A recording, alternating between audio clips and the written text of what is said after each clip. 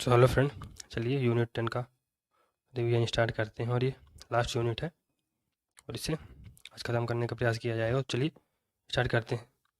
Major topic of governance and public policy क्या है भारत में? तो राइट टू इन्फॉर्मेशन जो कि 2005 में आता है, इसे 15 जून 2005 को भारत की पार्लियामेंट द्वारा इनेक्ट किया गया था और ये फाइनली कब इसको फुली ऑपरेशन कब हुआ? ये 12 अक्टूबर 2005 को। It was introduce by second administrative reform commission. तो ये सेकंड एडमिनिस्ट्रेटिव रिफॉर्म कमीशन द्वारा इसको इंट्रोड्यूस किया गया था, which has submitted a total of 15 report and right to information the master key to good governance was one among them. तो जो second ARC थी उसने टोटल 15 रिपोर्ट्स सबमिट की थी और उसमें जो right to information master key to good governance उसमें एक बहुत ही महत्वपूर्ण रिपोर्ट थी। It was replaced the farmer freedom of information act 2002। तो जो पहले फ्रीडम ऑफ इंफॉर्मेशन एक्ट था 2002 का, इसको राइट टू एजुकेशन ने रिप्लेस कर दिया था। RTI is an act that sets out the rules and procedure regarding citizens right to information. तो RTI एक ऐसा एक्ट है जो रूल्स और रेगुलेशन बताता है, रूल्स और प्रोसीजर बताता है, जिसके माध्यम से सिटीजन्स अपने राइट टू इंफॉर्मेशन को एक्सरसाइज कर सकते हैं। ये एक रिडसल मैकेनिज्म है जिसके माध्यम से ग्रीवांस का रिडसल किया जाता है और यह सिटीजन्स को एम्पावर करता है। कैसे एम्पावर करता है? उन्हें क्वेश्चन पूछने की आज़ादी देता है जो वह गवर्नमेंट से पूछ सकते हैं, इंफॉर्मेशन मांग सकते हैं और जो गवर्नमेंट की पॉलिसीज़ हैं, स्कीम है, उन्हें वह क्लोजली ऑब्जर्व कर सकते हैं और उनसे इंफॉर्मेशन मांग कर गवर्नमेंट से क्वेश्चन भी पूछ सकते हैं। This was enacted in order to consolidate the fundamental right in the Indian constitution, freedom of speech. तो जो भारतीय कॉन्स्टिट्यूशन में आर्टिकल 19 में जो फ्रीडम ऑफ स्पीच की बात की गई है, उसको ये काइंड ऑफ स्ट्रेंथन करने के लिए, उसको कंसोलिडेट करने के लिए यह एक्ट, इस एक्ट को लाया गया था, राइट टू इन्फॉर्मेशन एक्ट को लाया गया था। RTI have been introduced traits like caution, care, vigilance in the politico-administrative system। तो RTI ने बहुत सारे गुण, फॉर एग्जांपल कॉशन, केयर और विजिलेंस, सतर्कता, देखभाल, कॉशन सावधानी, इन सब चीज़ों को, ये सब गुण भारत के पॉलिटिको एडमिनिस्ट्रेटिव सिस्टम पर इंट्रोड्यूस किए। To receive public information under RTI 3 cases important to note. तो RTI के माध्यम से इंफॉर्मेशन को रिसीव करने के लिए 3 केस समझने की ज़रूरत है।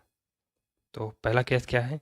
In normal course any information to an applicant is to be supplied within 13 days from the receipt of application by the public authority the PO, public information officer. तो normal case में क्या होगा कि information को 30 दिन के भीतर, for example एक व्यक्ति, एक इंडिविजुअल इंफॉर्मेशन मांगने के लिए गया, तो जिस दिन से इसने एप्लीकेशन दिया, उसके 30 दिन के भीतर जो PIO होता है, पब्लिक इंफॉर्मेशन ऑफिसर, उसे नॉर्मल कंडीशन में सूचना प्रोवाइड करनी होती है।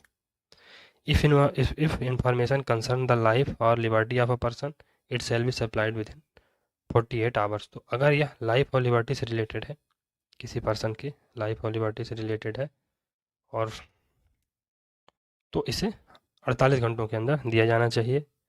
In case the application is sent through the assistant public information officer और it is sent to a wrong public authority, 5 days shall be added to the period of 30 days and 48 hours as the case may be। तो अगर आपने information का जो application है वो assistant PIO के माध्यम से दिया या किसी रॉन्ग पब्लिक अथॉरिटी को दिया, फॉर एग्जांपल आपको इंफॉर्मेशन निकालनी है PWD की और आप है ना, और दे आए आप किसी दूसरे डिपार्टमेंट में, तो जो 30 दिन की विंडो है उसमें 5 दिन और जोड़ दिया जाएगा और जो 48 घंटे की विंडो है उसमें भी 5 दिन और जोड़ दिया जाएगा।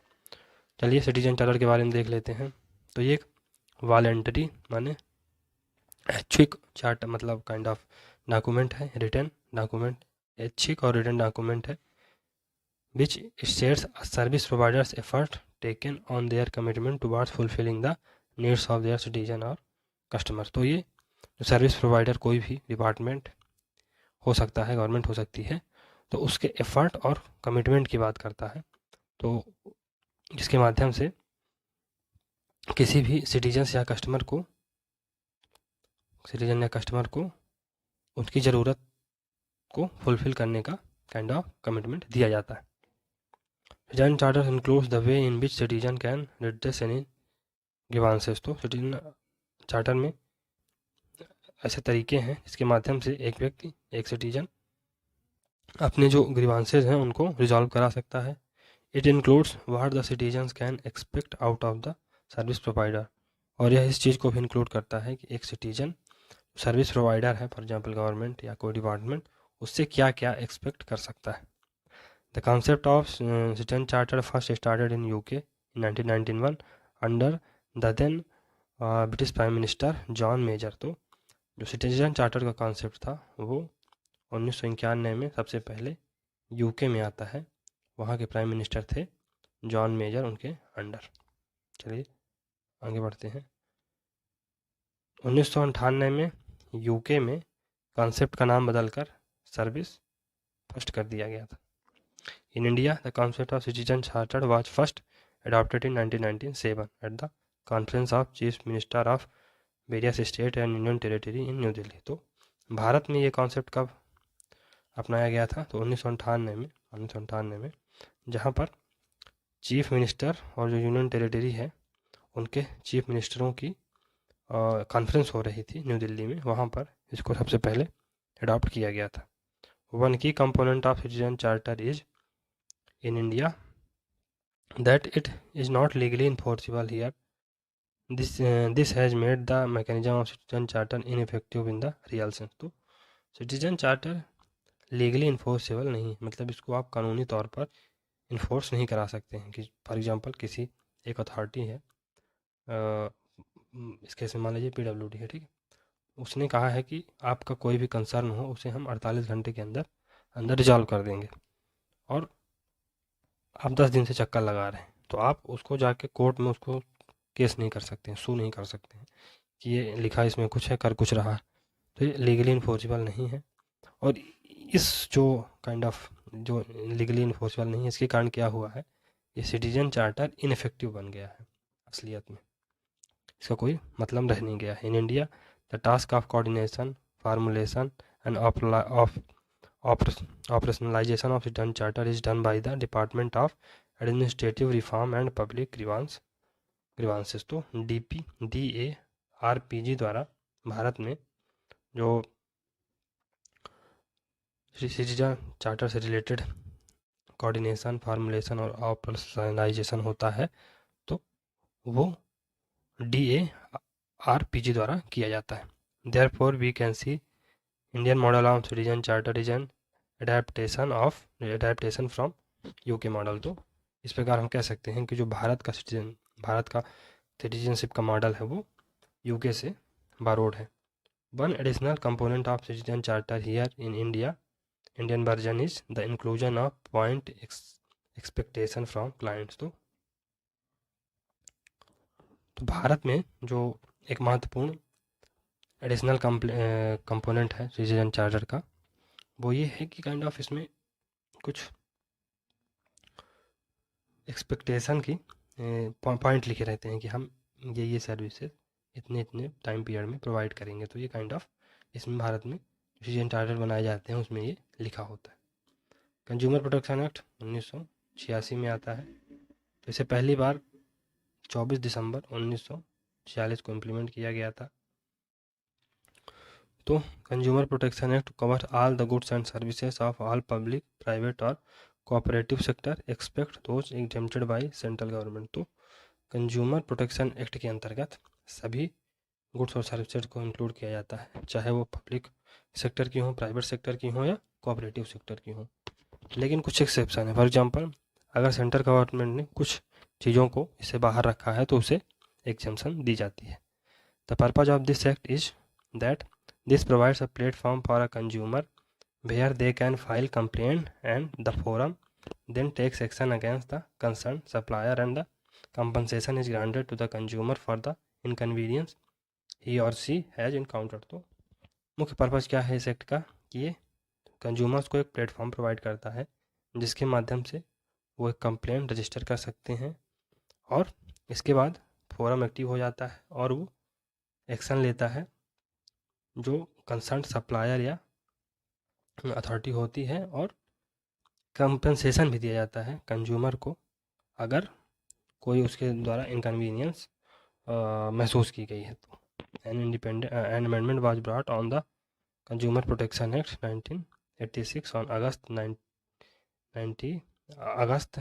2019। तो 9 अगस्त 2019 को कंज्यूमर प्रोटेक्शन एक्ट जो 1986 का है उस पर एक अमेंडमेंट लाया गया है। तो इसको देख लेते हैं कंज्यूमर प्रोटेक्शन एक्ट 2019 में क्या महत्वपूर्ण फीचर है। तो इसने it widen the definition of consumer and recognise mediation as an alternative dispute resolution mechanism. तो इसने कंज्यूमर की डिफिनीशन है उसको ज़्यादा ब्रॉड तरीके से लिया है और जो मीडिएशन होता है जिसके माध्यम से मध्यस्थता जो होती है उसको एक डिस्प्यूट रेजोल्यूशन का तरीका माना है। इसके माध्यम से लोग आपस में डिस्प्यूट को रिजॉल्व कर सकते हैं। यह सेंट्रल कंज्यूमर प्रोटेक्शन अथॉरिटी को इस्टेब्लिश करता है जिसका मुख्य काम क्या होगा कि ये प्रमोट करे, प्रोटेक्ट करे और इन्फ्लुएंस करे कंज्यूमर्स के राइट को। तो सेंट्रल कंज्यूमर प्रोटेक्शन अथॉरिटी को इस्टेब्लिश करता है जिसका मुख्य काम होगा कि वह कंज्यूमर्स के राइट को प्रोटेक्ट करे, प्रमोट करे और इन्फोर्स करे। पहले सेंट्रल रेगुलेटर नहीं हुआ करता था। ये बात है जो सेंट्रल कंज्यूमर प्रोटेक्शन अथॉरिटी है ये सो मोटो एक्शन ले सकती है, मतलब खुद से अगर यह पाती है कि कुछ झोलमोल हो रहा है तो खुद से जाके एक्शन ले सकती है, प्रोडक्ट्स को रिकॉल कर सकती है, मतलब वापस ले सकती है और जो है तो इसमें क्षतिपूर्ति का भी ऑर्डर दे सकती है।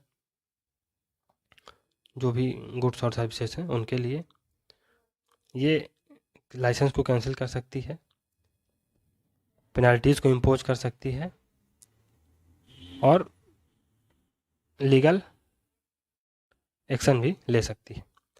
CCPA has an investigation wing to conduct independent inquiry और investigator into any consumer law violation. तो CCPA के पास एक इन्वेस्टिगेशन विंग होगी जो इंडिपेंडेंट इंक्वायरी करेगी, इन्वेस्टिगेशन करेगी किसी भी जो कंज्यूमर के राइट्स हैं, कंज्यूमर लॉ है उसके वायलेशन को लेकर।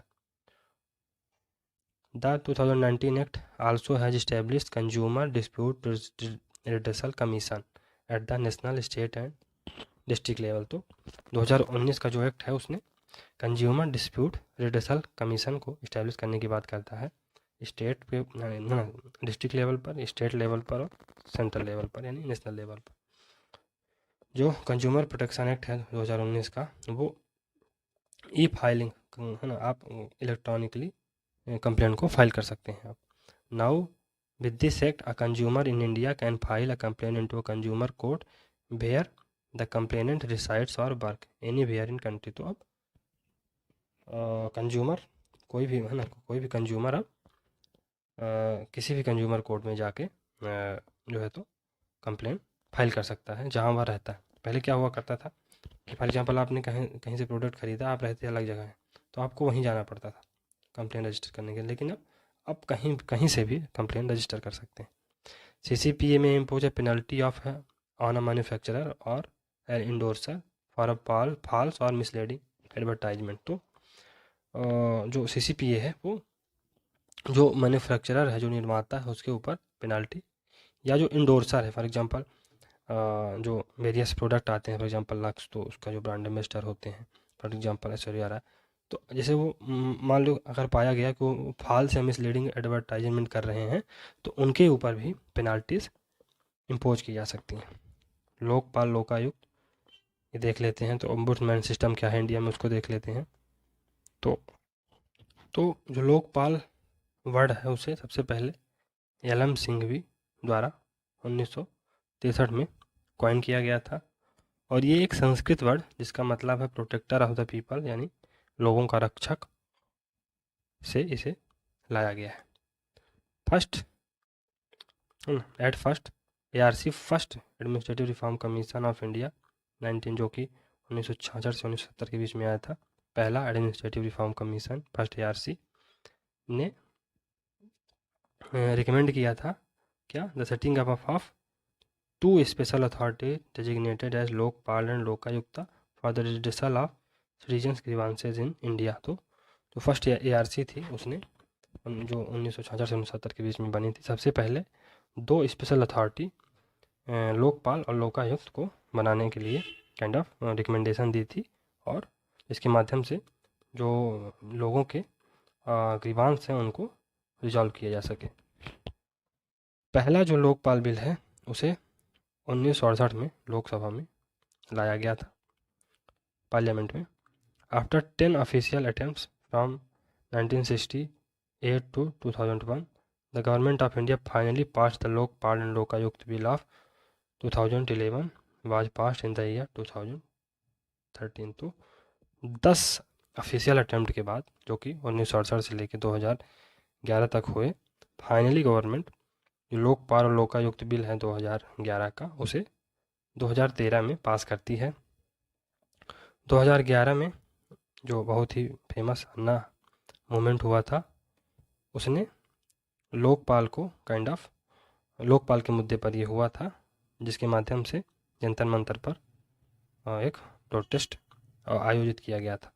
The Lokpal and Lokayukta act 2013 came into force with respect to 16 January 2014। तो ये जो लोकपाल और लोकायुक्त एक्ट है 2013, वो 16 जनवरी 2014 को फोर्स में आता है। This establish the institution of Lokpal at the centre and Lokayukta at the state level. तो इसके माध्यम से लोकपाल के इंस्टीट्यूशन को सेंट्रल लेवल पर और लोकायुक्त को स्टेट लेवल पर इस्टेब्लिश कर दिया गया।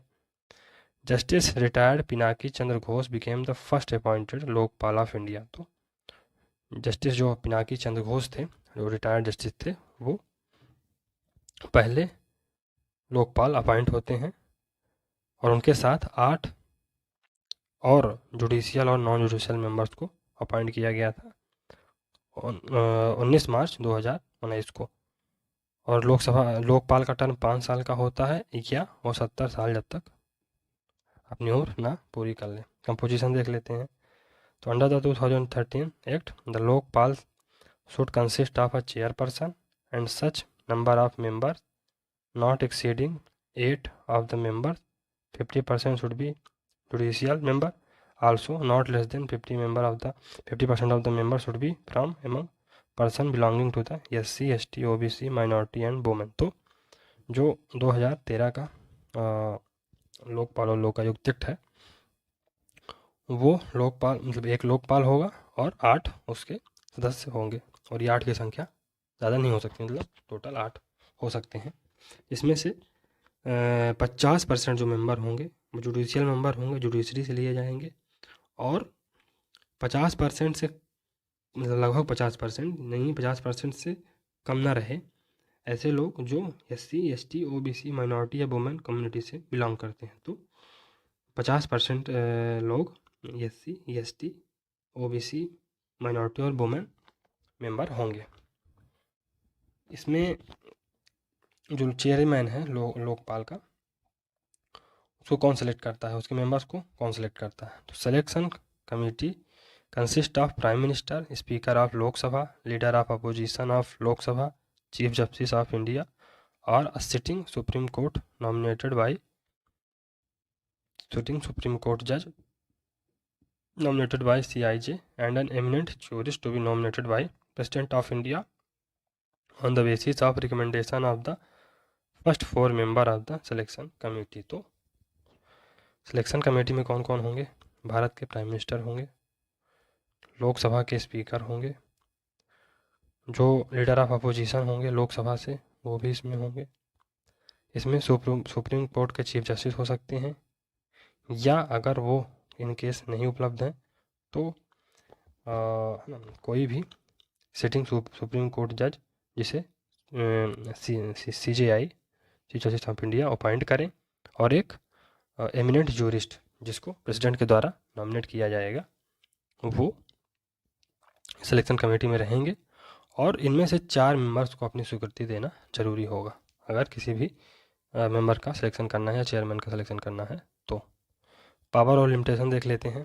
तो Lokpal of India will have the power of superintendence and direction over any investigating agency including CBI। तो जो लोकपाल होगा, लोकपाल ऑफ इंडिया होगा, उसके पास सुपरिटेंडेंस की पावर होगी और डायरेक्शन की पावर होगी किसी भी इन्वेस्टिगेटिंग एजेंसी के ऊपर, चाहे वह CBI ही क्यों ना हो। But Lokpal can not suo motu proceed against any public servant. लेकिन इसमें जो लोकपाल है वो अपने से किसी भी पब्लिक सर्वेंट के खिलाफ प्रोसीडिंग नहीं डाल सकता है। Also under this system anonymous complaints are not allowed. तो एनोनिमस कंप्लेंट को इसमें अलाउ नहीं किया जाता है। That is no complaint will be taken up without the supporting document. तो अगर सपोर्टिंग डॉक्यूमेंट नहीं है, ऐसे डॉक्यूमेंट जो किसी भी क्लेम को सपोर्ट करते हों, अगर वो नहीं है, कोई गुमनाम कंप्लेन है, उसको फिर स्वीकार नहीं किया जाएगा। लोकायुक्त, तो Lokayukta are state equivalent of the central Lokpal. तो स्टेट में लोकायुक्त होंगे और लोकपाल सेंटर में होता है। महाराष्ट्र पहला राज्य बनता है जिसने लोकायुक्त को अपॉइंट किया था। 1971 में ही महाराष्ट्र ने कर दिया था। ओम्बुड्समैन, तो in India Lokpal and Lokayukta is also known as ombudsman. तो भारत में जो लोकपाल हैं या लोकायुक्त हैं उन्हें ओम्बुड्समैन के नाम से भी जाना जाता है। The concept of constitutional ombudsman was proposed by Ashok Kumar Sen in parliament in India. तो जो कॉन्स्टिट्यूशनल ओम्बुड्समैन का कॉन्सेप्ट था, एक संवैधानिक ओम्बुड्समैन होना चाहिए, लोकपाल होना चाहिए, उसका जो कॉन्सेप्ट है उसको अशोक कुमार सेन ने पार्लियामेंट में उसके कॉन्सेप्ट को इंट्रोड्यूस किया था, प्रपोज किया था। चलिए, मनरेगा एक्ट तो 2005 में आता है उसको देख लेते हैं। तो 23 अगस्त 2005 को भारत की पार्लियामेंट मनरेगा एक्ट को पास करती है और इसे फाइनली प्रभाव में कब लाया जाता है? 7 सितंबर 2005 को। और ये फोर्स में कब से आता है? 2 फरवरी 2006 से। 200 जो पिछड़े डिस्ट्रिक्ट थे ग्रामीण भारत के, उसमें ये 2 फरवरी 2006 को फाइनली फोर्स में आता है। तो इसे 23 अगस्त 2005 को पास किया गया था। इनेक्टमेंट कब किया गया था इसका? 7 सितंबर 2005 को। और फाइनली इन्फोर्स कब किया गया था? 2 फरवरी 2006 को 200 पिछड़े डिस्ट्रिक्ट में जो कि ग्रामीण भारत से आते हैं। इसे नरेगा कहा जाता है। तो Mahatma Gandhi national rural employment guarantee act 2005 which was earlier known as NREGA national rural employment guarantee act. तो जो Mahatma Gandhi national rural employment guarantee act है 2005 को, उसे पहले national rural employment guarantee act के नाम से जाना जाता था। एक इंडियन लेबर लॉ है और सोशल सिक्योरिटी मेजर है, सामाजिक सुरक्षा का एक काइंड ऑफ मेजर है जो राइट टू वर्क को गारंटी करता है। MNREGA act 2005 pass during the tenure of PM Manmohan Singh. तो जो मनरेगा एक्ट है उसे PM मनमोहन सिंह के कार्यकाल के अंदर पास किया गया था। और इसका एम क्या है? to enhance livelihood security in rural areas by providing at least 100 days of base employment in a year for unskilled manual work। तो यह लाइवलीहुड सिक्योरिटी यानी जीविका की सिक्योरिटी प्रोवाइड करता है रूरल एरियाज में। एटलीस्ट 100 दिन का तो ये रोजगार प्रोवाइड करता ही है जो कि अनस्किल्ड मैनुअल वर्क होगा। तो ये स्किल्ड मैनुअल वर्क नहीं होगा या मैकेनाइज्ड वर्क नहीं होगा, ये अनस्किल्ड मैनुअल वर्क होगा। राइट टू एजुकेशन एक्ट देख लेते हैं। तो इसे 4 अगस्त 2009 को इनेक्ट किया गया था और इसे इन्फोर्स कब किया गया था? 1 अप्रैल 2010 को। The right of children to free and compulsory education और right to education act which describes the importance of free and compulsory education for the children between 6 to 14 year India under Article 21A of the Indian Constitution। तो जो right to education act है 2009 का, वो 6 से 14 साल तक के बच्चों को फ्री एंड कंपल्सरी एजुकेशन का प्रोविज़न करता है और ये आर्टिकल 21A के माध्यम से एक फंडामेंटल राइट इसको अब बना दिया गया है। आर्टिकल 21A के माध्यम से फंडामेंटल राइट बना दिया गया है। इंडिया 135 देशों में एक देश बनता है जिसने एजुकेशन को एक फंडामेंटल राइट बनाया है हर सिटीजन का, हर चिल्ड्रन का।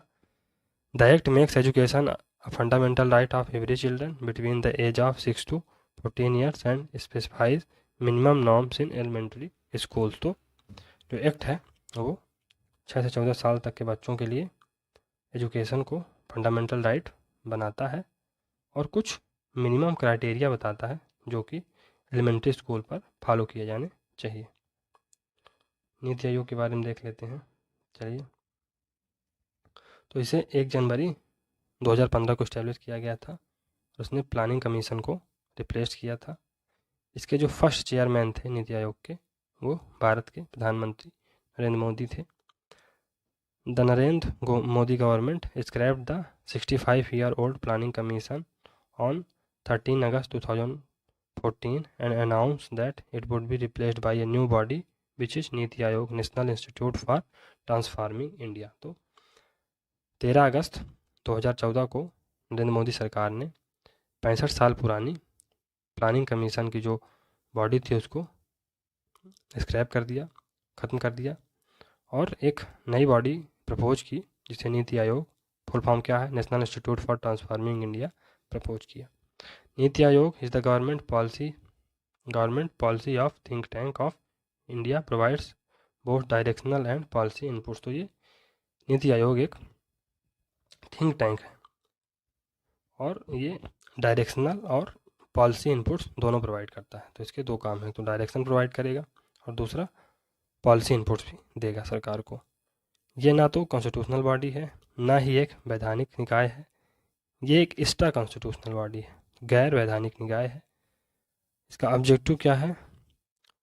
To evolve a shared vision of national development priorities sectors and strategy with the active involvement of state. तो ये शेयर्ड विजन की बात करता है, नेशनल डेवलपमेंट की जो प्रायोरिटीज़ हैं, नेशनल डेवलपमेंट की जो सेक्टर हैं, स्ट्रेटजीज़ हैं उनकी, और वो इसके लिए स्टेट का भी एक्टिव इन्वॉल्वमेंट चाहता है।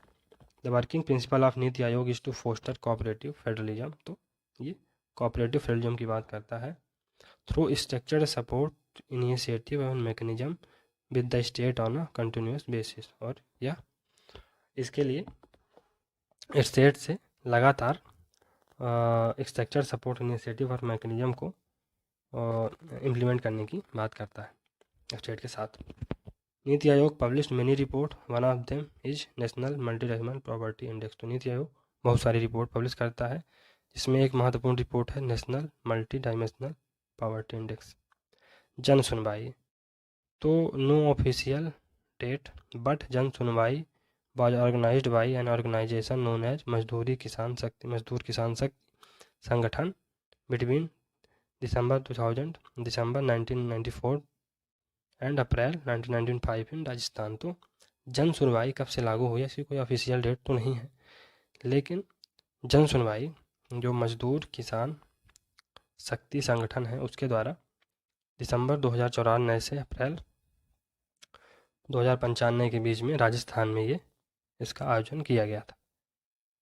जन सुनवाई is a phrase of Hindi language which means public hearing और टू हियर पब्लिक। तो ये हिंदी लैंग्वेज की एक कहावत है, जन सुनवाई एक फ्रेज है जिसका मतलब होता है पब्लिक हियरिंग, यानी पब्लिक, या कि आप पब्लिक को हियर मतलब पब्लिक को सुने।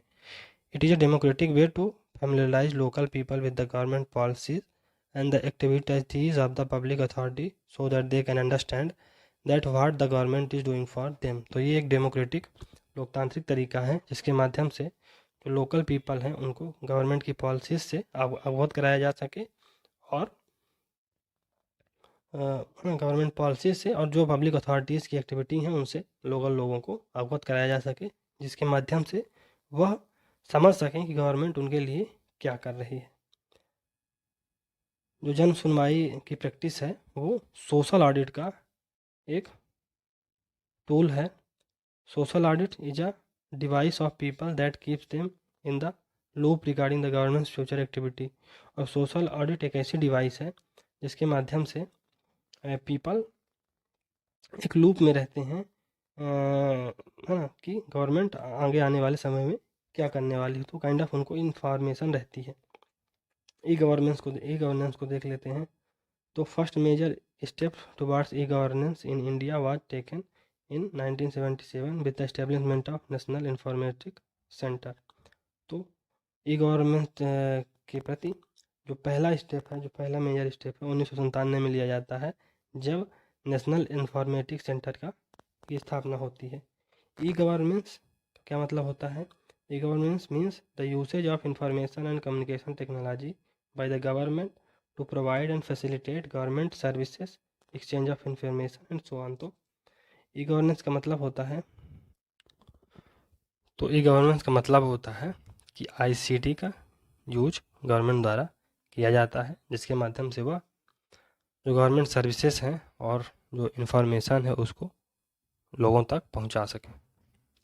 इन simple word, it is the usage of technology to perform government activities and achieve the objective of governance. तो सिंपल शब्द में अगर कहें तो ये टेक्नोलॉजी का उपयोग है जिसके माध्यम से गवर्नमेंट की एक्टिविटी को किया जाता है और जो गवर्नेंस के शासन के जो ऑब्जेक्टिव होते हैं उनको अचीव किया जा सके, सिंपल वर्ड में।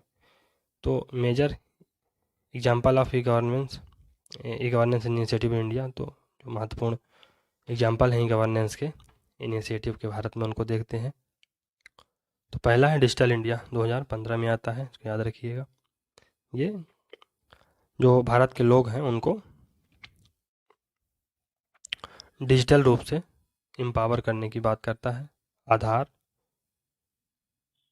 ये एक यूनिक आइडेंटिफिकेशन नंबर है जो आइडेंटिटी प्रोवाइड करने का काम करता है।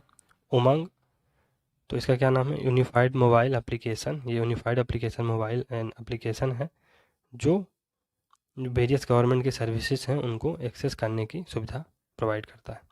डिजी लॉकर, तो ये सिटीजन को काइंड ऑफ हेल्प करता है जिसके माध्यम से वह अपने जो इम्पोर्टेंट डॉक्यूमेंट्स हैं उन्हें डिजिटली स्टोर कर सकें।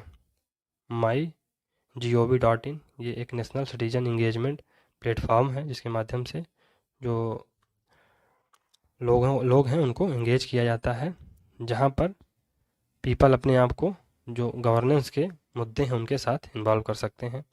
गवर्नमेंट 2.0, तो ये it refers to government policies that aim to harness interactive internet tool to create an open source computing platform. तो ये उन गवर्नमेंट पॉलिसीज़ से इसका मतलब है वो गवर्नमेंट पॉलिसियाँ जो इंटरैक्टिव इंटरनेट टूल्स का उपयोग करके एक open source computing platform create करती हैं।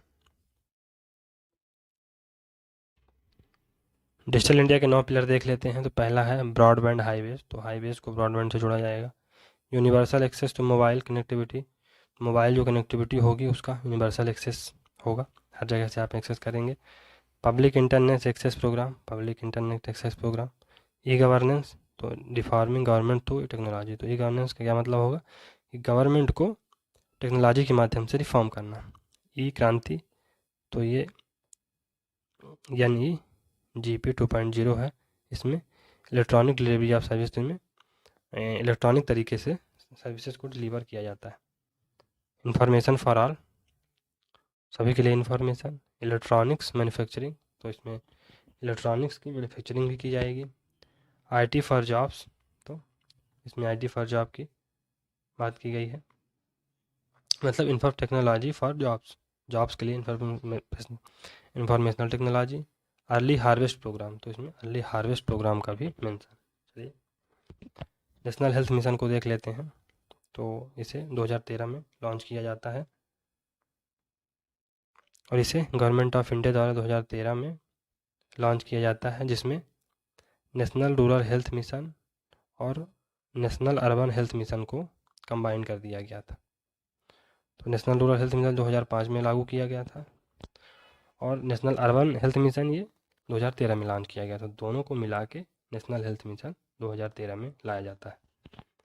इसका विजन क्या है? Attainment of universal access to equitable, affordable and quality health care services accountable and responsive people to people's need. तो इसका क्या लक्ष्य है? इसका लक्ष्य है कि जो गवर्नमेंट की हेल्थ केयर सर्विसेज हैं उसका यूनिवर्सल एक्सेस हो सके, सभी को मिल सके और ये अफोर्डेबल हो। अफोर्डेबल मतलब सस्ती दरों पर इसको प्राप्त किया जा सके और क्वालिटी हो, इसमें क्वालिटी भी हो। With effective intersectoral convergent action to address the wider social determinants of health. और इसके माध्यम से जो इंटर सेक्टोरल कन्वर्जेंस का काम किया जाएगा, मतलब जो बहुत सारे काइंड ऑफ डिपार्टमेंट हैं उनको आपस में एक साथ जोड़ा जाएगा, जिसके माध्यम से एक बृहद सोशल डिटरमिनेंट्स ऑफ हेल्थ को क्रिएट किया जा सके।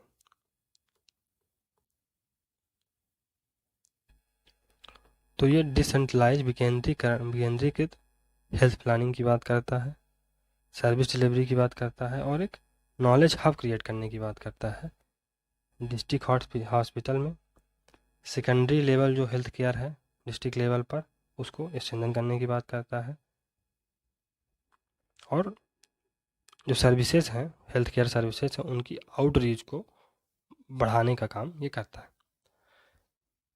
इसका एक और महत्वपूर्ण जो एम है वो है एक full functional decentralise community owned system बनाना। तो एक फंक्शनल जो कि हमेशा चालू रहे, विकेंद्रीकृत रहे और कम्युनिटी द्वारा इसको ओन किया जाए, एक ऐसा सिस्टम क्रिएट करना जिसके माध्यम से मल्टी सेक्टोरल कोऑर्डिनेशन, मतलब बहुत सारे सेक्टरों के साथ कोऑर्डिनेशन किया जा सके, जिसके माध्यम से जो वाइडर सोशल डिटरमिनेंट्स हैं जो हेल्थ को, जो लोगों की हेल्थ को प्रभावित करते हैं, क्या क्या हैं? Water, sanitation, nutrition, gender, education, इनको भी इक्वली एड्रेस किया जा सके। तो इसका एक महत्वपूर्ण उद्देश्य। तो चलिए आज अभी इसके लिए इतना ही रखते हैं, तो मिलते हैं अगले लेक्चर सीरीज में। अगर आपको वीडियोज़ अच्छे लग रहे हैं तो लाइक सब्सक्राइब करिए। और इन स्कीम के दोस्तों मतलब थोड़ा बहुत मेन प्रोविज़न आप जान ही रहिए। मेन इसका है सन, क्योंकि यूजीसी सन ज़्यादा पूछता है, बाकी जो डिस्क्रिप्शन है उसको अवॉइड करता है वो। तो चलिए मिलते हैं अगली सीरीज में, तब तक के लिए थैंक यू वेरी मच और गुड बाय। तो हेलो दोस्तों, चलिए यूनिट 10 का हमारा सेकंड पार्ट होगा और मे बी ये लास्ट पार्ट होगा। यहाँ से हम सारी यूनिट्स का रिवीजन कर चुके हैं। चलिए एक अंतिम प्रयास और करते हैं। नमामि गंगे मिशन ये जून 2014 में आता है, जून 2014 में, और इसे मिनिस्ट्री ऑफ वाटर रिसोर्स के द्वारा लॉन्च किया जाता है। इस स्कीम का जो पर्पज़ था वो 2 ऑब्जेक्टिव को अचीव करना था। पहला पोल्यूशन को रोकना और दूसरा जो रिवर गंगा है उसको कंजर्व करना और उसका पुनरुद्धार करना। ये जो implementation of the program has been divided into entry level activities. तो जो इस प्रोग्राम का इम्प्लीमेंटेशन है उसे 3 हिस्सों में बांटा गया है। तो पहला जो है ऐसी एक्टिविटीज़ परफॉर्म करना जिसके माध्यम से तुरंत परिणाम दिखे, तुरंत विजिबल, इमीडिएट विजिबल इम्पैक्ट दिखे। मीडियम टर्म पे ऐसे प्रोग्राम्स और पॉलिसीज़ को लॉन्च करना जो 5 ईयर्स के टाइम फ्रेम में लॉन्च करना, जिसके माध्यम से चीज़ों को और बेटर किया जा सके। और लॉन्ग टर्म एक्टिविटीज़ परफॉर्म करना जो कि 10 साल के अंदर अंदर करना। तो इसमें 3 काइंड ऑफ लेवल होंगे एक्टिविटीज़ के। तो सबसे पहले शुरुआत में होगा जिसके माध्यम से जल्दी जल्दी से परिणाम दिखने लगे। मीडियम टर्म में कुछ ऐसी एक्टिविटीज़ जो 5 साल के टाइम फ्रेम में इम्प्लीमेंट करना और लॉन्ग टर्म 10 साल तक के टाइम फ्रेम में। प्रधानमंत्री जनधन योजना, तो इसे 28 अगस्त 2014 को लॉन्च किया जाता है मिनिस्ट्री ऑफ फाइनेंस के द्वारा। इसका पर्पज़ क्या था कि इसका पर्पज़ था कि जो भारत के सिटीजन्स हैं उनको फाइनेंशियल ऑपरेशन कैसे किया जाता है और उसको कैसे कंडक्ट किया जाता है बिना किसी कठिनाई के लोगों को समझाना, उनको सिखाना। ये जो स्कीम थी national mission on financial inclusion, जो एक मिशन चल रहा था उसका पार्ट थी, जिसके माध्यम से सभी हाउस होल्ड जो कि भारत में हैं उन तक फाइनेंशियल सर्विसेज को पहुंचाना। और जो इसका पर्टिकुलर फोकस था वो था जो इकोनॉमिकली वीकर सेक्शन है सोसाइटी के, उन पर महत्वपूर्ण फोकस था। फॉर एग्जांपल वुमेन, स्मॉल और मार्जिनल फार्मर और लेबरर्स जो कि रूरल और अर्बन इंडिया से आते हैं। मेक इन इंडिया 25 सितंबर 2014 इसको ministry of commerce and industry द्वारा लॉन्च किया जाता है। तो इसका स्कीम का क्या पर्पज़ था? The purpose of this scheme is to recognise ease of doing business as the single most important factor to promote entrepreneurship. तो इस स्कीम का पर्पज़ था कि ईज ऑफ डूइंग बिजनेस को सिंगल मोस्ट इम्पॉर्टेंट फैक्टर की तरह recognise करना, जो कि उद्यमिता को बढ़ावा देने का महत्वपूर्ण घटक है। This scheme has been built on the layers of collaborative effort of union and state government. तो इस स्कीम को यूनियन और स्टेट गवर्नमेंट के सम्मिलित प्रयास से इम्प्लीमेंट किया गया था। इसका डेट याद रखिएगा 25 सितंबर 2014। स्वच्छ भारत अभियान 2 अक्टूबर 2014 इसे ministry of housing and urban affair द्वारा लॉन्च किया जाता है। तो इस स्कीम का पर्पज़ था स्वच्छ भारत, स्वच्छ पर्यटन को अचीव करना और हाइजीन यानी स्वच्छता और सैनिटेशन पर फोकस लाना। इस मिशन के अंतर्गत सभी डिस्ट्रिक्ट, स्टेट्स और यूनियन टेरिटरी ने अपने आप को ओपन डिफिकेशन फ्री घोषित कर दिया है 2 अक्टूबर 2019 तक।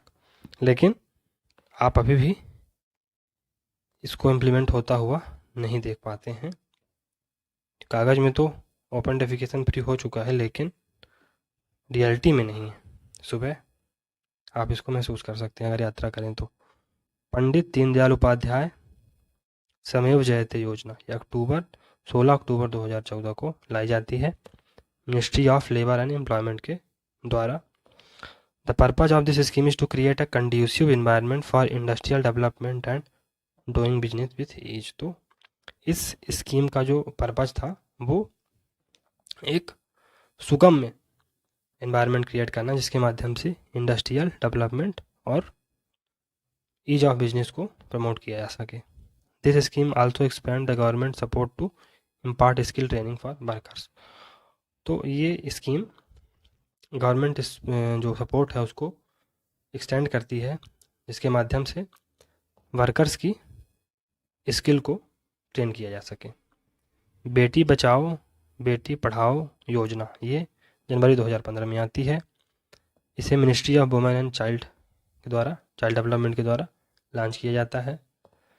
तो the purpose of this scheme is to make sure that better employment facility for girl child and give them a reputation in society. तो ये जो गर्ल चाइल्ड है उसको बेहतरीन रोजगार के अवसर उपलब्ध कराने का पर्पज है इस स्कीम का और उन्हें सोसाइटी में एक रेपुटेशन के साथ देखा जा सके ऐसी व्यवस्था करना। The government wanted to ensure equal empowerment equal employment and equal pay scale with equal respect for women child in India. तो इसके माध्यम से गवर्नमेंट चाहती है कि गर्ल चाइल्ड को इक्वल एम्प्लॉयमेंट मिले बॉयज़ की तरह और इक्वल पेमेंट भी मिले और ये रिस्पेक्ट के साथ किया जाए। Atal mission for rejuvenation and urban transformation Amrut के नाम से इसको याद रखिएगा। ये 25 जनवरी 2015 को आता है और इसे ministry of housing and urban affair द्वारा लॉन्च किया जाता है। तो इस स्कीम का पर्पज है कि ऐसे इंफ्रास्ट्रक्चर को क्रिएट करना जो कि एक मजबूत सीवेज नेटवर्क और वाटर सप्लाई को इंश्योर कर सके, जिसके माध्यम से जो शहरी इलाके हैं उनका ट्रांसफॉर्मेशन किया जा सके। अटल पेंशन योजना 9 मई 2015 को आती है मिनिस्ट्री ऑफ फाइनेंस के द्वारा। इस स्कीम का पर्पज़ था जो अनऑर्गेनाइज सेक्टर के वर्कर्स हैं उन पर फोकस करना। At the age of 60 guaranteed minimum pension will be given according to contribution by the citizen और सब्सक्राइबर। तो 60 साल की उम्र के बाद एक मिनिमम गारंटीड पेंशन हर सिटीजन्स और सब्सक्राइबर को दी जाएगी, जिस हिसाब से उसके द्वारा कंट्रीब्यूशन किया जाएगा। तो अगर आप फॉर एग्जांपल 100 रुपये का कंट्रीब्यूशन करते हैं हर महीने, तो उस हिसाब से आपको इनकम मिलेगी, और अगर आप 10 रुपये का करते हैं तो उस हिसाब से मिलेगी। ये मतलब काइंड ऑफ रफ फ्रेमवर्क बता रहा हूँ, ऐसा है नहीं। डिजिटल इंडिया 1 जुलाई 2015 से तो ministry of electronics and information technology के जानिब से आती है ये स्कीम। और स्कीम का जो उद्देश्य था, तो इस स्कीम का उद्देश्य था कि इंडिया को ट्रांसफॉर्म करना, इसके माध्यम से डिजिटल सर्विस, नॉलेज और इन्फॉर्मेशन को प्रोवाइड किया जा सके। स्किल इंडिया ये जुलाई 2015 में आती है ministry of skill development and entrepreneurship के द्वारा। The purpose of this scheme is to allow aspirant candidate to register for skill training, learning and employment opportunity through the online portal. तो इस scheme का purpose था कि जो आकांक्षी candidate हैं उनको स्किल ट्रेनिंग के लिए, स्किल लर्निंग के लिए और एम्प्लॉयमेंट अपॉर्चुनिटीज़ के लिए रजिस्टर किया जा सके ऑनलाइन पोर्टल के माध्यम से। It focuses to build on such skill that will enable Indians to enhance their contribution in nation building. तो ये ऐसी स्किल्स को बिल्ड करने पर फोकस करती है जो सिटीजन्स को एम्पावर कर सके कि वो नेशन बिल्डिंग में अपना कंट्रीब्यूशन दे सकें। प्रधानमंत्री कौशल विकास योजना ये 15 जुलाई 2015 को आती है मिनिस्ट्री ऑफ फाइनेंस के तरफ से। The purpose of this scheme is to encourage and promote skill development in the country by providing free short duration skill training। तो इसमें फ्री शॉर्ट ड्यूरेशन ट्रेनिंग दी जाती है, इसके माध्यम से लोगों को, इसके माध्यम से भारत में स्किल डेवलपमेंट को इनकरेज और प्रमोट किया जा सके। The training under this scheme ensure that the youth of India get a proper educational job in the near future. तो इस स्कीम का जो उद्देश्य है, जिस स्कीम के अंतर्गत जो ट्रेनिंग दी जाती है, उसका उद्देश्य है कि जो भारत का यूथ है वो आने वाले भविष्य में प्रॉपर एजुकेशनल जॉब ले सके। दीनदयाल उपाध्याय ग्राम ज्योति योजना 25 जुलाई 2015 को मिनिस्ट्री ऑफ पावर के द्वारा आता है। The purpose of this scheme is to provide continuous power supply to entire rural India. तो इस स्कीम का पर्पज है कि लगातार पावर सप्लाई को पूरे ग्रामीण भारत में प्रोवाइड किया जा सके। स्टार्टअप इंडिया जनवरी 2016, तो 16 जनवरी 2016 ministry of commerce and industry के द्वारा इस स्कीम का क्या पर्पज था? The purpose of this scheme to promote and support the startup in India by providing bank finances. तो बैंक फाइनेंसेस के माध्यम से भारत में स्टार्टअप को प्रमोट और सपोर्ट किया जा सके। It is a platform which gives multiple opportunities, recognition and support to all startup. तो ये एक ऐसा प्लेटफॉर्म है जो मल्टीपल अपॉर्चुनिटी, रिकॉग्निशन और सपोर्ट देता है सभी स्टार्टअप्स को। प्रधानमंत्री फसल बीमा योजना ये 18 फरवरी 2016 को आती है मिनिस्ट्री ऑफ एग्रीकल्चर के द्वारा। और the purpose of this scheme is to safeguard farmers by providing them crop subsidy insurance. तो इस स्कीम का उद्देश्य है कि जो फार्मर्स हैं उनको सुरक्षित किया जा सके। कैसे? क्रॉप सब्सिडी इंश्योरेंस प्रोवाइड करके। Aim is to reduce burden of insurance premium on farmer. तो जो इंश्योरेंस प्रीमियम का बर्डन होता है, बोझ होता है फार्मर्स पर, उसको भी रिड्यूस करने का काम करती है। 18 फरवरी 2016 को ये योजना आई थी। स्टैंड अप इंडिया 5 अप्रैल 2016 को मिनिस्ट्री ऑफ सोशल जस्टिस के और एम्पावरमेंट के द्वारा ये स्कीम लॉन्च की जाती है। The purpose of this scheme is to facilitate easy loans to schedule caste, schedule tribes and women borrowers. तो इस स्कीम का पर्पज है कि सरलता से लोन दिया जा सके किनको, शेड्यूल कास्ट के लोगों को, शेड्यूल ट्राइब्स के लोगों को, और जो वुमेन्स होती हैं उनको। प्रधानमंत्री उज्ज्वल योजना, प्रधानमंत्री उज्ज्वला योजना PMUJ, ये 1 मई 2016 को आती है ministry of petroleum natural gas के द्वारा। The purpose of this scheme is to safeguard the health of women and children by providing them with a clean cooking LPG। तो इस स्कीम का उद्देश्य है कि जो बच्चे हैं और महिलाएं हैं उनके हेल्थ को सेफ गार्ड करना। कैसे करेगा? क्लीन कुकिंग फ्यूल जो कि LPG के माध्यम LPG होगा उसको दिया जाएगा। Under this scheme LPG connection are targeted to provide to below poverty line families. तो LPG कनेक्शन किसको दिया जाएंगे? जो BPL कैटेगरी से लोग में है ना, फैमिलीज हैं उनको। और ये कब आई थी? 1 मई 2016 को। सन जरूर याद रखिएगा दोस्तों। प्रधानमंत्री गरीब कल्याण योजना, ये 16 दिसंबर 2016 को आई थी मिनिस्ट्री ऑफ फाइनेंस के द्वारा। Purpose of this scheme is to allow individuals to deposit money that is not tax. तो ये ऐसी धनराशि जिस पर टैक्स नहीं दिया गया है, जो टैक्स नहीं है, उसको इंडिविजुअल द्वारा बैंक में या कि लीगल चैनल में डिपॉजिट करने का ये काइंड ऑफ इंकरेजमेंट करती है। इसमें कुछ डिडक्शन होते हैं जो गवर्नमेंट द्वारा दिए जाते हैं, और इसके माध्यम से आप अपनी जो ब्लैक मनी है उसको वाइट में बना सकते हैं, लेकिन आधा पैसा चला जाए। Unified mobile application for new age governance, तो उमंग, ये नवंबर 2017 में आता है ministry of electronics and information technology के द्वारा। Its aim to create a master application which will integrate major government services from various sector such as agriculture, education, health, housing among others. तो इस जो मतलब उमंग का क्या उद्देश्य है? एक मास्टर एप्लीकेशन तैयार करना जिसके माध्यम से जो सभी मेजर गवर्नमेंट सर्विसेज हैं वेरियस सेक्टर से, for example agriculture, education, health, housing को एक काइंड ऑफ इंटीग्रेट करके एक ही प्लेटफॉर्म के अंदर लाना। The purpose of this scheme is to develop a common unified platform and mobile app to facilitate a single point access to all government services. तो इसका उद्देश्य है एक सिंगल पॉइंट एक्सेस प्रोवाइड किया जाए, एक ऐप डेवलप किया जाए जहाँ पर सभी सर्विसेज को क्रम बाई क्रम रख दिया जाएगा, और आप उस ऐप में जाएंगे और जो भी सर्विस आपको लेनी होगी उस पर क्लिक करिए और चले आइए लेके।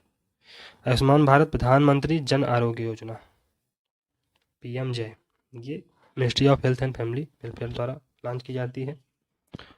तो this scheme is world's largest government funded health care program. तो ये गवर्नमेंट के द्वारा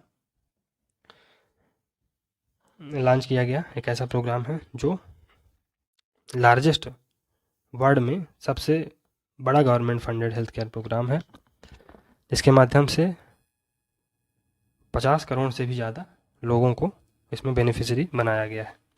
Ayushman Bharat adopts a continuum of approach. तो ये कंटिन्यूम ऑफ अप्रोच की बात करता है, comprising of 2 inter related components. तो ये 2 जो इंटर रिलेटेड कंपोनेंट्स हैं, घटक हैं, उनको साथ में रखता है। For example health and wellness centre बनाए जाएंगे और प्रधानमंत्री जन आरोग्य योजना, दोनों को मिला के एक इंटर रिलेटेड कंपोनेंट्स को मिला के एक इंटीग्रेटेड सिस्टम तैयार किया जाएगा, जिसके माध्यम से कंटिन्यूम ऑफ अप्रोच को इंश्योर किया जाता है। चलिए नेक्स्ट स्कीम देखते हैं। प्रधानमंत्री किसान ऊर्जा सुरक्षा एवं उत्थान अभियान PM कुसुम योजना, जो कि 8 मार्च 2019 को लाई गई थी। और मिनिस्ट्री कौन सी है? Ministry of new and renewable energy है। पर्पज क्या है? तो the purpose of this scheme is to ensure energy security for Indian farmers along with cut back dependency of farmers on fossil fuel. तो इसके माध्यम से जो भारत के किसान हैं उनको एनर्जी सिक्योरिटी इंश्योर करने का उद्देश्य है, और जो कट बैक डिपेंडेंसी होती है फॉसिल फ्यूल पे, फॉर एग्जांपल जनरेटर चला लिया गया या कि अदर मीन्स का उपयोग किया जाता है, उस पर भी जो डिपेंडेंसी है उसको भी कम किया जाए। This scheme will help farmers to install solar pump, तो यह फार्मर्स को प्रोत्साहित करेगा कि वो सोलर पंप को इंस्टॉल करें। Grid connected solar and other renewable energy power plant, तो ग्रिड कनेक्टेड सोलर और other renewable energy power plants को इस्टेब्लिश किया जाए। Prime minister citizen assistant and relief emergency situation fund PM cares fund, तो ये 28 मार्च 2020 को corona के समय आता है। इसकी ministry of home affairs, defence ministry और फाइनेंस मिनिस्ट्री तीनों मिलकर इसको लाती हैं और इसका उद्देश्य था फंड प्रोवाइड करना कोरोना पेंडेमिक के दौरान। आरोग्य सेतु ऐप, तो ये आरोग्य सेतु जो आता है 2 अप्रैल 2020 को आता है ministry of electronics and information technology के माध्यम से। और पर्पज़ क्या है, to ensure the utmost safety for its citizen from corona virus through application, तो एक एप्लीकेशन के माध्यम से भारत के सभी सिटीजन की सेफ्टी को इंश्योर करना कोरोना वायरस से। This application connects Indian health services to its people at this unpredictable time, तो ये एप्लीकेशन जो इंडियन हेल्थ सर्विसेज हैं उनको लोगों से जोड़ती है इस अनप्रडिक्टेबल टाइम में। कोरोना वायरस के समय था ये। तो survey of village and mapping with improvised technology in village area, तो ये स्वामित्व योजना है जिसे 24 अप्रैल 2020 से लागू किया गया है मिनिस्ट्री ऑफ पंचायत के अंतर्गत। तो इस स्कीम का क्या पर्पज है, the purpose of this scheme is to ensure financial stability to villagers by letting them use their property to take loans to farm bank and financial institution. तो इस scheme का पर्पज है कि जो है ना गांव के लोग होते हैं उनको फाइनेंशियल स्टेबिलिटी प्रोवाइड करना, जिसके माध्यम से वो अपनी प्रॉपर्टी को गिरवी रख के या मतलब उसको मॉर्टगेज के रूप में रख के लोन ले सकें बैंक से और वेरियस फाइनेंशियल इंस्टीट्यूशन से। दिस स्कीम है to create a survey structure and GIS map geographical information system that will allow other department to use these document as per their requirement. तो ये scheme एक survey structure और GIS map create करने की बात करती है।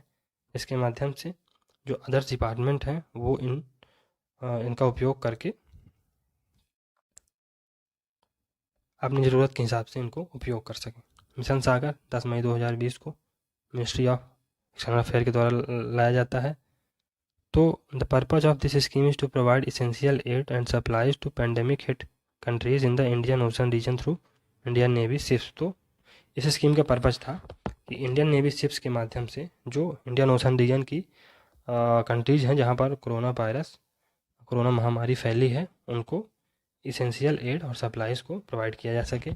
Indian navy ship provided rescue medical care and relief to friendly foreign countries. तो इंडियन नेवी की जो शिप थी उसने बहुत से जो फ्रेंडली फॉरेन कंट्रीज थे उनको रेस्क्यू मेडिकल केयर और रिलीफ प्रोवाइड किया इसके माध्यम से। आत्मनिर्भर भारत अभियान 12 मई 2020 को, इसमें मिनिस्ट्री जाने लायक नहीं है दोस्तों। तो इस स्कीम का पर्पज था कि जो इंडियन गुड्स हैं उनको ग्लोबल सप्लाई चेन से जोड़ा जाए और उनको ग्लोबल सप्लाई चेन में प्रोवाइड किया जाए और कंट्री को सेल्फ रिलायंस अचीव करने में मदद की जाए। तो इस स्कीम के माध्यम से जो वेरियस सेक्टर हैं, for example defence, agriculture, health care, infrastructure, उनकी एडिक्वेसीज को, उनकी ज़रूरतों को डिटरमाइन किया जाए और इसके माध्यम से इंडिया को सेल्फ रिलायंट बनाया जाए। Prime minister state vendors Atmanirbhar Nidhi, तो PM स्वानिधि, ये स्कीम 1 जनवरी 2020 को आई थी और ये ministry of housing and urban affair से रिलेटेड है। तो इस स्कीम का पर्पज है कि जो स्ट्रीट वेंडर होते हैं, जो सड़क में रेहड़ियाँ लगाने वाले जो लोग होते हैं, उनको फॉर्मलाइज किया जाए और उनके लिए नई नई अपॉर्चुनिटीज़ क्रिएट की जाए जिसके माध्यम से उन्हें इकोनॉमिकली एम्पावर किया जा सके। Aim to provide micro credit facility to state vendor affected due to कोविड-19। तो जो स्टेट वेंडर हैं उनको माइक्रो क्रेडिट फैसिलिटी प्रोवाइड करना जो कि कोविड-19 के दौरान बहुत ज़्यादा अफेक्ट हुए थे। नेशनल डिजिटल हेल्थ मिशन जो कि 15 अगस्त 2020 को आता है, ये ministry of health and family welfare के माध्यम से लाया जाता है। तो इस स्कीम का पर्पज था कि आधारभूत स्तंभ क्रिएट करना जो कि एक integrated digital health infrastructure Bharat में क्रिएट करने के लिए ज़रूरी हो, उसकी आधारशिला रखना। It creates a seamless online platform through the provision of wide range of data information and infrastructure services. तो ये एक सीमलेस ऑनलाइन प्लेटफॉर्म क्रिएट करने की बात करता है। कैसे? है ना, wide range of data provide करके, wide range of data information infrastructure services को प्रोवाइड करके। तो चलिए दोस्तों, यहाँ से हमारी सारी यूनिट्स का रिवीजन समाप्त होता है। और दोस्तों इसको अभी 2 दिन है, अभी मैं सोच रहा था कि जो मेजर थिंकर्स हैं और उनकी बुक्स हैं उनके बारे एक बार और दोहरा लेता हूँ। और जो यूनिट 9 का रिवीजन चल रहा था उसमें 3-4 लेक्चर हैं, तो उनको आज ही मैं और ये मेजर बुक्स वाला ही इनको ख़त्म करने का प्रयास करूँगा। तो कल और परसों आपके पास पूरा टाइम होगा, आप इसको पूरा दोहराएंगे और हम लोग JRF इस बार निकाल कर ही रहेंगे। तो चलिए मिलते हैं अगली सीरीज़ में, तब तक के लिए good bye and thank you very much and best of luck for your JRF जो कि 6 तारीख को होने वाला है। तो थैंक यू वेरी मच।